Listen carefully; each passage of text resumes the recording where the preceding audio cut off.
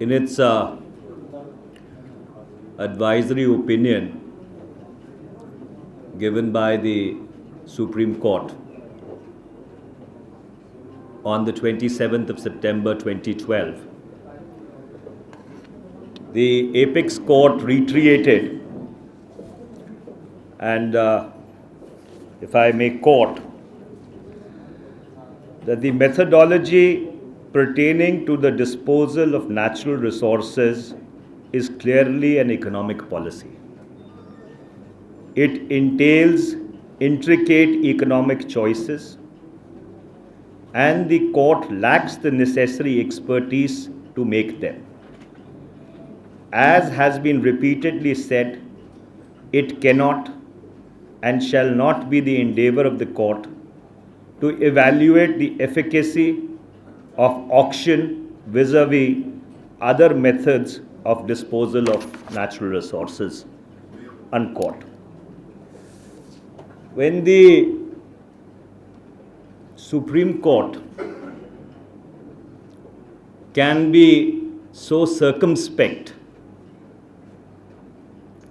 in its observations,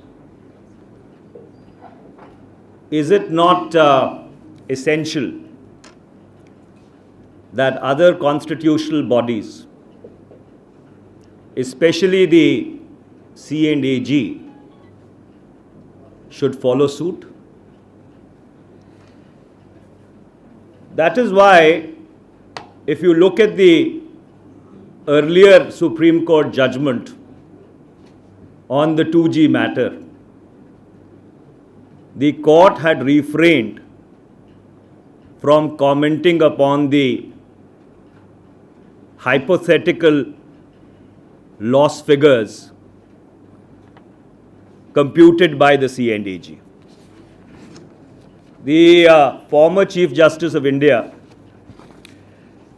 very prophetically remarked, and I think it deserves to be underscored, that loss is a matter of fact and profit or gain is a matter of opinion. It is unwise to interpret the opinions or the words of even a former Chief Justice, but if you read in between the lines, what he was attempting to underscore was that there is nothing called presumptive loss. Now, if you broaden the canvas of the discussion slightly and you look at the telecom sector from 1994 to 2012, even the non-auction of spectrum has benefited this country. And let me demonstrate to you how. In 1994, the teledensity of India was 0.89%. In 2012, the teledensity is 77.79%, almost 80%. In 1996, rural teledensity was only 0.29%. In 2012, rural teledensity has also gone up to 40.44%. So on one hand, while the telecom revolution acted as an economic and incidentally, I forgot to mention that too at the lowest tariffs in the world. This teledensity is at the lowest tariffs in the world. So on one hand, while the telecom revolution acted as an economic multiplier, on the other hand, it created Indian companies which now have a foreign footprint. And it's unfortunate that some of this, their inter-sea rivalry has also been a part of the narrative or the cause of the narrative that we see over the last 2 years. Now, if you were to look at the coal sector, the 57 coal blocks which have been ostensibly audited by the CAG, what was the intention behind giving those coal blocks? To increase power generation by 18,300 megawatts at 35 million tons per annum of sponge iron capacity, 13.25 million tons per annum of steel capacity, 7 tons per annum of cement 7 million tons per annum of cement capacity, and 1,70,000 barrels of oil per day from coal to liquid. Now you can argue, because we have also been arguing the same point, that out of these 57 coal blocks, 56 have still not been worked upon. But if you were to juxtapose this against the coal-based power generation figures over the past 2 5-year plans, it tells its own story. In the 10th plan, coal-based power generation was 8,575 megawatts. In the 11th plan period, 2007 to 2012, if I'm correct, you added 54,946 megawatts of coal-based capacity. In the 12th 5-year plan, this figure will go up to 68,000 megawatts. So therefore, it is important that while on one hand, the CAG functions within the limits of his mandate, and on the other hand, the Bharatiya Janata Party reacts with sobriety to Supreme Court judgments and does not suddenly start raising the bogey of post-retirement judicial sinecures. अगर हिंदी में चाहिए नहीं तो इसको यहीं छोड़ देते हैं. देखिए अभी उन्होंने कहा है कि उनको हिंदी में चाहिए, आदेश हुआ है उनका, तो उसके बाद आपके सवाल का जवाब देंगे.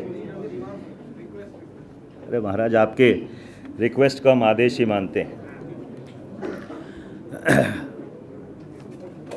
मैं सारांश में इसको कहना चाहता हूं कि उच्चतम न्यायालय ने माननीय राष्ट्रपति जी को जो सलाह दी है, उसमें उन्होंने साफ तौर पर ये कहा है कि आर्थिक नीति निर्धारण करना चुनी हुई सरकार के अधिकार क्षेत्र में आता है. उन्होंने इस बात को भी दोहराया है कि उच्चतम न्यायालय के पास भी ये विशेषज्ञता, एक्सपर्टीज नहीं है कि वो ये चयन करें कि कौन सी आर्थिक नीति ठीक है और कौन सी आर्थिक नीति गलत है, या क्या आर्थिक नीति होनी चाहिए. तो जब देश का उच्चतम न्यायालय इतनी संजीदगी अख्तियार कर रहा है, तो बाकी संवैधानिक संस्थाओं का और खासकर CAG का ये फर्ज नहीं बनता कि अपने अधिकार क्षेत्र में, अपने दायरे में रहकर काम करें. और यही कारण है कि जब 2G के ऊपर भी उच्चतम न्यायालय ने फैसला दिया था तो उन्होंने C&AG की गणित पर कोई भी टिप्पणी करने से इनकार कर दिया था। पूर्व मुख्य न्यायाधीश ने एक बहुत ही गहरी बात कही थी जब उन्होंने ये टिप्पणी की थी कि घाटा एक वास्तविकता है और मुनाफा या फायदा एक राय। अगर आप भारत के दूर संचार क्षेत्र को भी एक परिप्रेक्ष्य में 1994 से 2012 तक देखें तो स्पेक्ट्रम के गैर आवंटन का भी इस मुल्क को फायदा हुआ है। 1994 में भारत की टेली डेंसिटी सिर्फ 0.89% थी। 2012 में बढ़कर वो लगभग 80% हो गई है। ग्रामीण क्षेत्र में दूर संचार की जो व्यवस्था थी, जिसे ग्रामीण टेलीडेंसिटी कहते हैं, वो केवल 0.29% थी। आज वो भी बढ़कर 40.44% हो गई है। तो एक तरफ तो दूर संचार की सेवाओं के बढ़ने से अर्थव्यवस्था का विस्तार हुआ है, दूसरी तरफ बड़ी भारतीय निजी कंपनियों का भी निर्माण हुआ है। ये दूसरी बात है कि जो उनका अंतर्द्वंद है वो पिछले 2 वर्ष के घटनाक्रम में भी बहुत बड़ा भागीदार है। अगर आप कोयले के क्षेत्र को भी उठा के देखें, जो 57 खानों का C&AG ने निरीक्षण किया था, उन 57 खानों के पीछे मंशा क्या थी, उनके आवंटन के पीछे मंशा क्या थी कि 18,300 मेगावाट बिजली पैदा हो, 35 मिलियन टन पर एनम लोहा पैदा हो, 14 million ton per annum steel पैदा हो, 7 million ton per annum cement पैदा हो और 1,70,000 बैरल कोयले से तेल बने, क्योंकि 80% जो खपत होती है कच्चे तेल की भारत में, उसका आप सब जानते हैं कि हम बाहर से उसको निर्यात करते हैं। इसलिए अब आप कह सकते हैं कि, और हम भी कहते रहे हैं कि 57 में से 56 जो खाने हैं उनमें काम शुरू नहीं हुआ है। पर अगर इसको आप पंचवर्षीय योजना के परिप्रेक्ष्य में देखें तो 10वीं योजना में कोयले से जो बिजली बनती थी वो सिर्फ 8,575 मेगावाट थी और 11वीं पंचवर्षीय योजना में वो बढ़कर 54,946 मेगावाट हो गई। तो इसलिए कहने का तात्पर्य यह है, आप सब लोगों का समय लिया, कि C&AG को अपने दायरे में रहकर कार्रवाई करनी चाहिए और भाजपा को भी संतुलित तरीके से उच्चतम न्यायालय के फैसलों के ऊपर टिप्पणी करनी चाहिए। उनको रात बेरात पोस्ट रिटायरमेंट जुडिशियल अपॉइंटमेंट्स नहीं याद आनी चाहिए।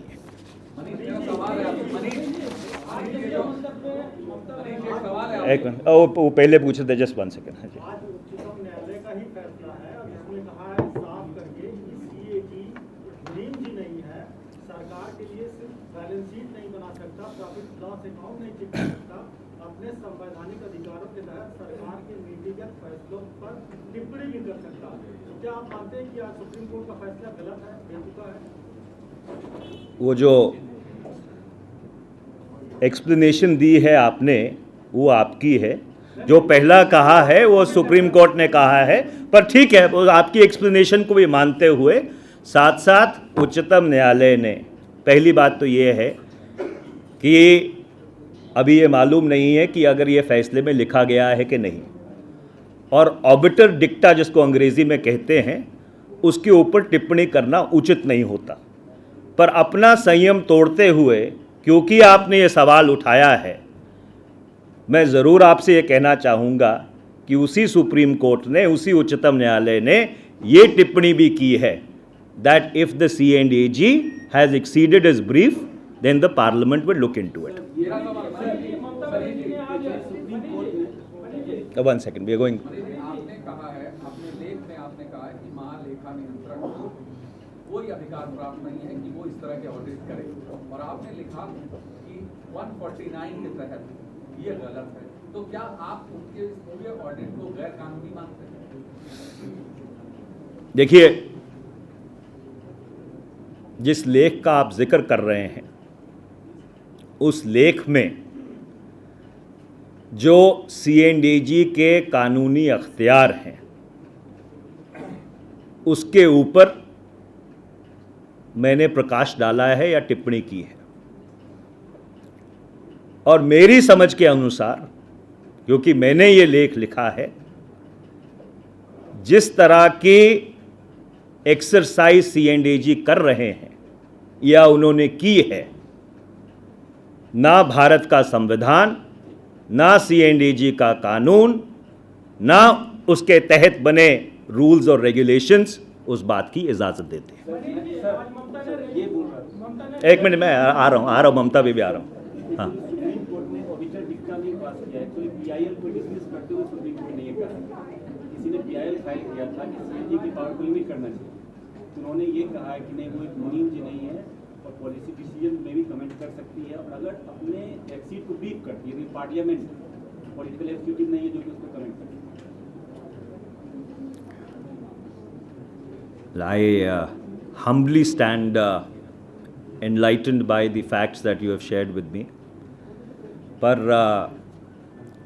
थोड़ी बहुत वकालत हमने भी की है, और उच्चतम न्यायालय का जो लिखित फैसला होता है और जो ऑबिटर होता है उसमें जो फ़र्क है वो थोड़ा बहुत हम भी समझते हैं, तो इस बात को यहीं पे छोड़ दिया जाए। एक मिनट। हाँ,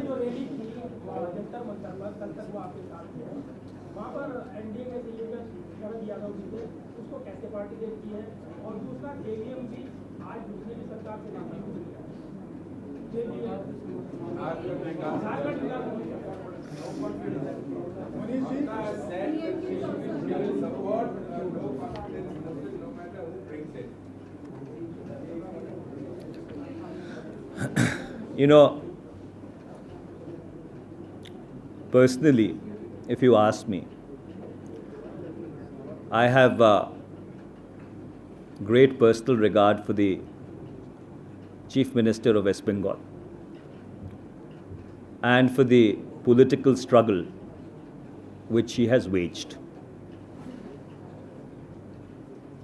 But there comes a time, and it comes in the life of every politician, when you have to evolve from an agitator to an administrator.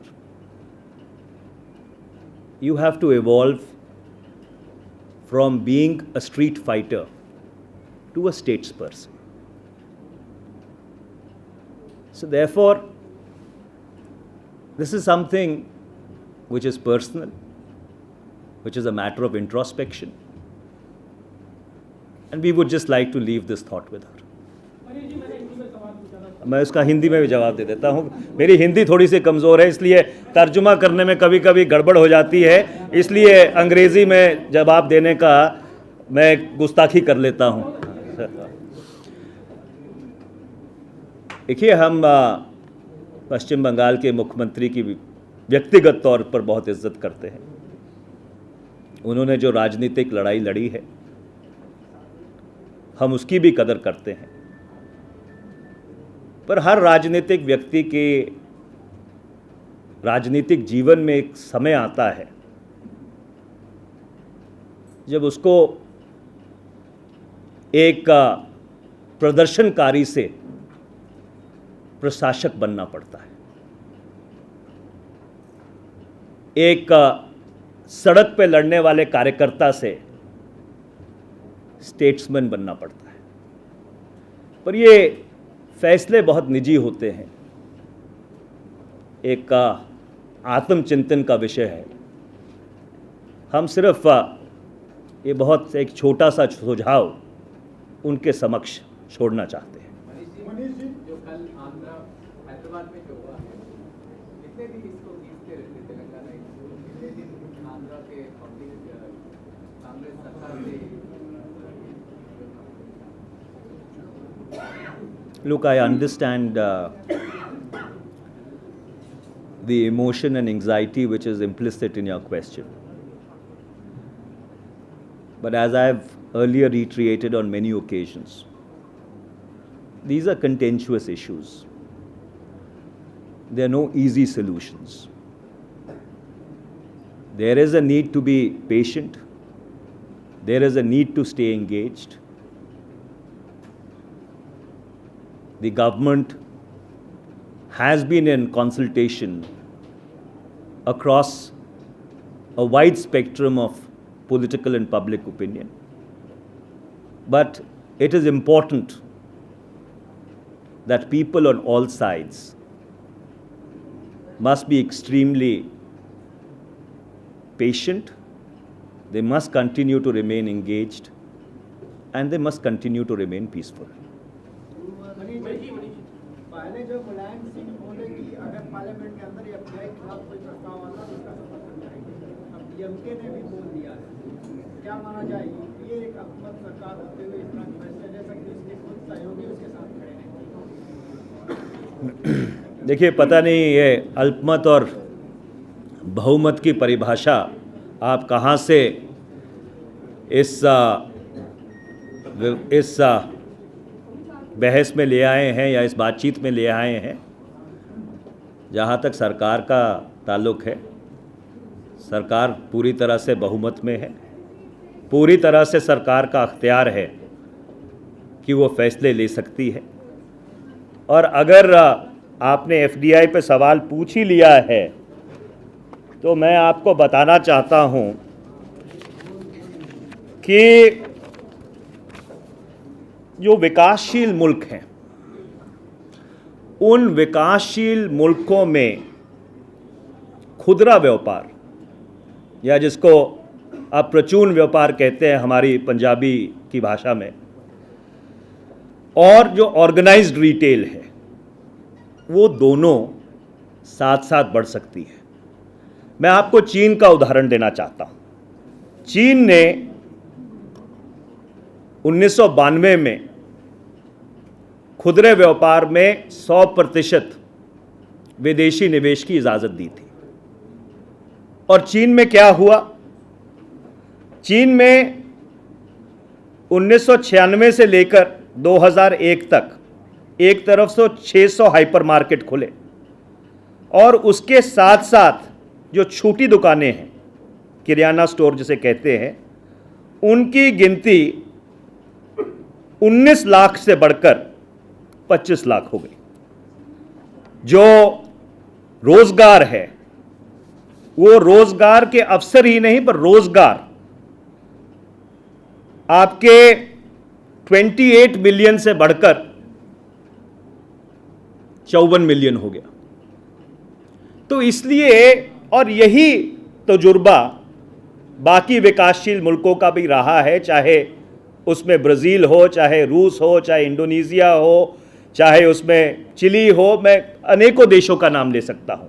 क्योंकि एक विकासशील अर्थव्यवस्था में इतनी जगह है कि जो बड़े दुकानदार हैं या ऑर्गेनाइज्ड रिटेल है, और जो छोटे खुदरे व्यापार के दुकानदार हैं या जो प्रचून की दुकानें हैं या किराना की दुकानें हैं, वो साथ साथ बढ़ सकती हैं। तो जो भी व्यक्ति या राजनीतिक दल ये प्रचार करने की कोशिश कर रहे हैं कि इससे देश में बेरोजगारी बढ़ेगी, इसमें लोगों के व्यवसाय का नुकसान होगा, इससे छोटी दुकानें बंद हो जाएंगी, इससे बड़ी मिथ्या और इससे बड़ी अफवाह कोई नहीं हो सकती। जहां जहां पर भी जिस जिस विकासशील अर्थव्यवस्था में विदेशी निवेश को इजाजत दी गई है, वो उन अर्थव्यवस्थाओं में जो छोटे दुकानदारों की संख्या है वो भी बड़ी ऑर्गेनाइज्ड रिटेल के साथ साथ बढ़ी है। तो हो गया आपका नेक्स्ट, हो गया ना, we are not having a debate, मेरे पास बाद में आ जाना। Next, I am coming back. हाँ, कांग्रेस बार-बार कहती रही कि सीएम जी अपनी मर्यादा में काम करें। ये समझ में नहीं आता मर्यादा माने कैसी मर्यादा में काम करें? क्या वो यूजी या कोलगेट के ऑडिट ना करे या एक घाटा ना बताए? कैसा मर्यादा में किस तरह काम करें या सरकार के खिलाफ ना करे? उसका सीधा सीधा जवाब है, the C&AG has the right to audit the policies adopted by the government. But the C&AG does not have the right to juxtapose its own personal policy prescriptions for the policies which have been adopted by the government and then extrapolate a loss or gain. So therefore, मर्यादा का की ये परिभाषा है।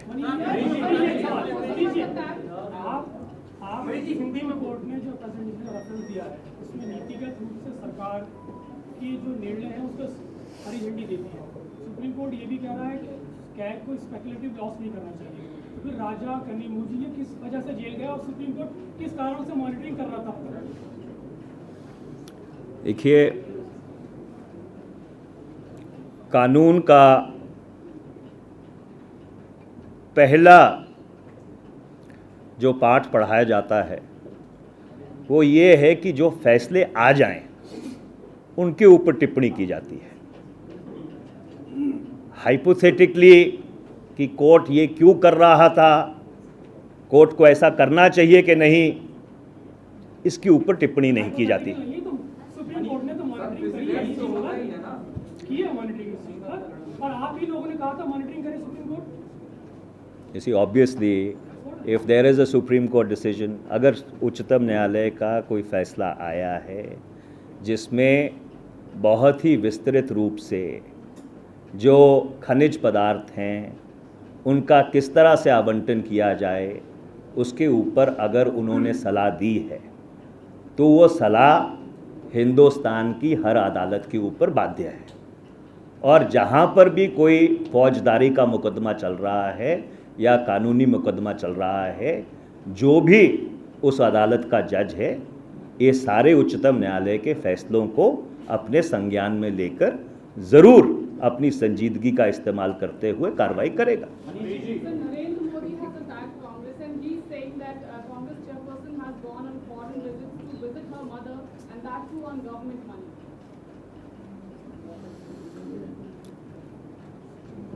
You know, it is extremely unfortunate that people who sit in responsible offices or who occupy responsible offices make such irresponsible utterances. It is only symptomatic of their frustration, and we do not want to dignify any such utterance and every such falsehood by a reaction.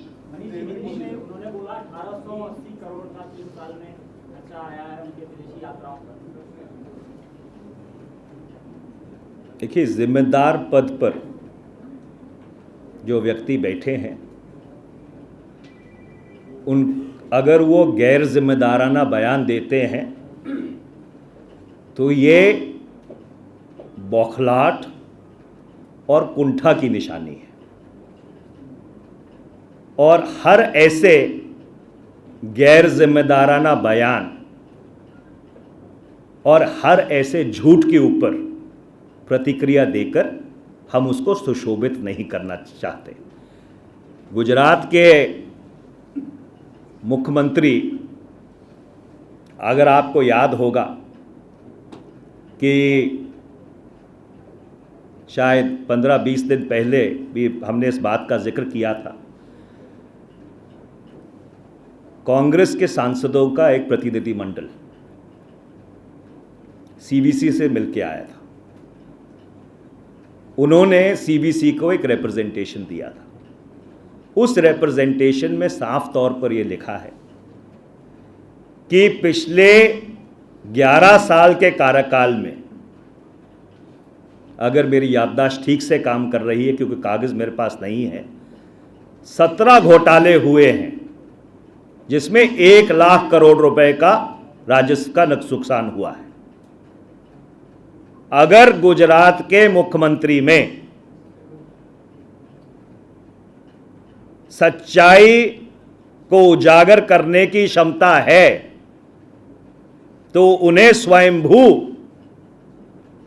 Court monitored investigation के लिए अपने आप को समर्पित करना चाहिए। जिनके घर शीशे के होते हैं वो दूसरों पर ढेले नहीं फेंकते। How is the Congress looking at the developments of Anna Hazare and Arvind Kejriwal? Anna Hazare said he support Kejriwal, but he won't join politics. He says Sibal is behind, no Jan Lokpal, etc., etc. And he's now actually stitching up his own team. A different form of team Anna is coming. Well, when version 2.0 emerges, then we will comment on it. Thank you. हाँ, एक minute. पश्चिम बंगाल को आपने कहा कि लेकिन आप चिंतन करना चाहिए, लेकिन आप उन्होंने रैली में स्पष्ट रूप से घोषणा की है कि वो एक फेडरल मंच बनाएंगे और उसके बाद उनको पूरी उम्मीद है कि अगले साल चुनाव होंगे और कांग्रेस सरकार के खिलाफ वो चुनाव लड़ेगी फेडरल मंच। देखिए, पश्चिम बंगाल की माननीय मुख्यमंत्री दिल्ली में कभी कभी किसी मुद्दे को लेकर कुछ कहती हैं, पश्चिम बंगाल में उनका कुछ और रुख रहता है। यहाँ पर एफडीआई का वो विरोध कर रही हैं। कलकत्ता में उन्हीं की सरकार ने बिजली के रेट बढ़ाए हैं। तो हम अगली टिप्पणी का इंतज़ार करेंगे। हाँ, I'll just come back to you. See, returning to FDI and multi-brand retail, today the same question, that DMK chief has indicated that if there is a resolution against FDI and multi-brand retail, DMK will actually oppose it. So just my specific question is, won't you concede that at least on this issue, FDI and multi-brand retail, government is evidently in minority? Well, let me refute that off the bat. The government is not in minority. If some of our partners have concerns, we would continue to work with them. We would continue to provide them with the empirical evidence which can allay their apprehensions, which can give rest to the fears that they have. If you recall, we went through the same cycle on the Indo-US civil nuclear engagement also. And ultimately, even some of the biggest supporters of the Bharatiya Janata Party, people who had held very high offices in their government. Unfortunately, the gentleman in question passed away 2 days ago, also said that the decision which the government has taken or is taking is the correct decision. So at times when you when you try to make a break with the past, it is wrenching for some people. But then, if India has to evolve, India has to develop, if India has to grow, if we have to create that employment which keeps the demographic dividend coming into our economy, then certain decisions have to be taken in the larger long-term interest of the country. And this is one of those decisions. Yes, sorry. Manishji, supplementary to Mukul's question is that Anna Hazare now agreed to campaign for Kejriwal only and only if he contests from Chandni Chowk against Kapil Sindhu. देखिए, ऐसा है कि लोकतंत्र है, लोकतंत्र में हर व्यक्ति को आज़ादी है कि भारत में 543 जो संसदीय क्षेत्र हैं या 5,500 जो विधानसभा के क्षेत्र हैं, कोई व्यक्ति कहीं से चुनाव लड़ सकता है। ममता के मंच पर शरद यादव की उपस्थिति एनडीए संजय के उसकी मौजूदगी को पार्टी कैसे देखती है? देखिए, शरद जी की हम बहुत इज्जत करते हैं, पर वो तो अन्ना हज़ारे के मंच पे भी चले गए थे। Thank you.